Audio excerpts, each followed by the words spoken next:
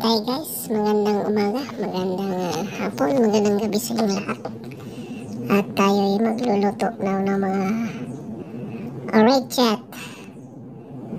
orecchiette pasta with Italian sausage. Yan guys, antay mga ricado. Yan. Broccoli, garlic, and this one, Italian sausage. Yan, mag-init tayo ng kawali.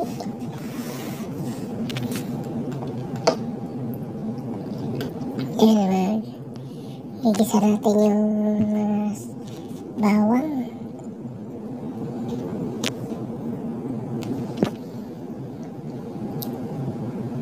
Hintay na natin yung mapula-pula yung ating yung lagay muna tayo ng mantika. Konti lang kasi non-sticky naman itong ating gamit na kawali. Luto natin yung bawang. Gigisa natin yung bawang. Yan, hintay na natin guys na pumula yung bawang. At gigisa rin natin yung mamaya yung karne. Yan guys, hintayin lang natin konting pagtitiis. Ika nga, magtitiis lang. Magtitiis ako. Yan guys, mabagal yung ating pagpupula ng ating. Pwede nyo po yung gayatin din yung bawang. Kasi buo ito, hindi ko na ginayat. Yan.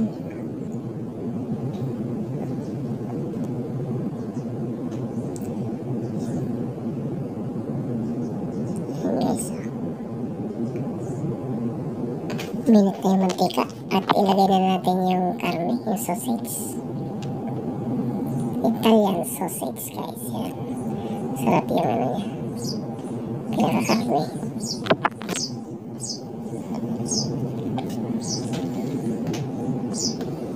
Yan, hintay na natin yung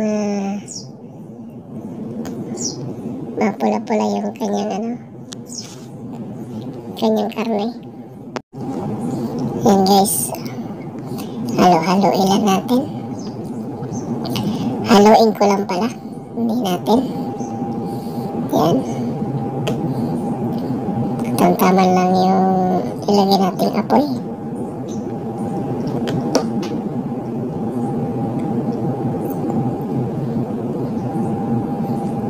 Hintay natin maluto ng konti yung karne. Saka natin ilagay yung mga ibang sangkap.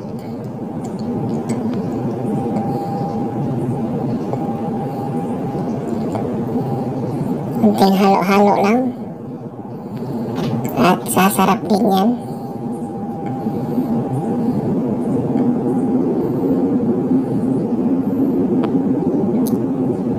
Itong masarap guys, Italian sausage. Malasa yung kanyang karne. Ganun. Diba? Parang look, press na press. Guys, na siya, naluluto na. Malapit na siyang maluluto. At ilalagay na natin ang broccoli. Yan, sasangkot siya lang natin. Halo-haloin na natin para ito naman no need na masyado natin wala, half cook lang to guys, half cook. Parang half cook lang to broccoli.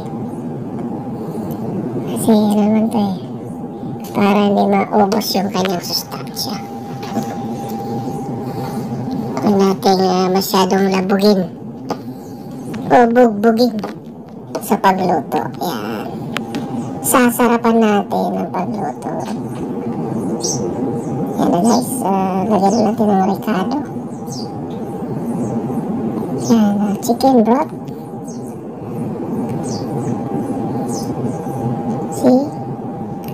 nagpapalasa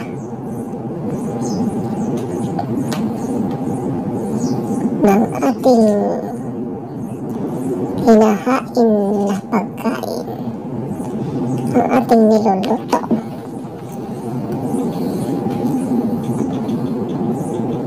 Yan. Amoy pa lang, ulam na. Diba guys? Nasabi ng amoy pa lang sa mga magaling magluto. Inaamoy lang yan guys, hindi yan tinitikman. Amoy pa lang malalaman mo na masarap. Ganyan ang mga chef cook.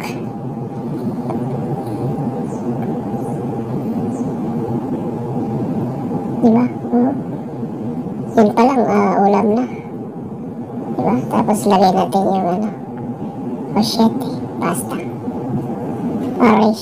Orecchiette pasta.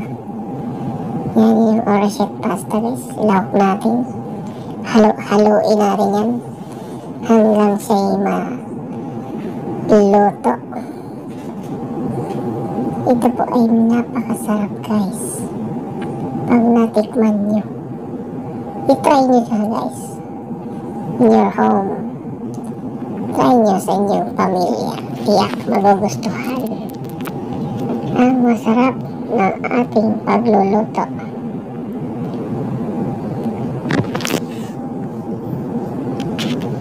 Guys, halo-haloin mo lang yan.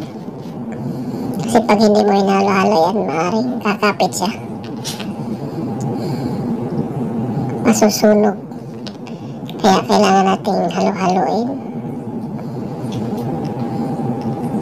hanggang siya'y maluto yung pinakapasta niya. Kaya guys, hintay-hintay lang tayo.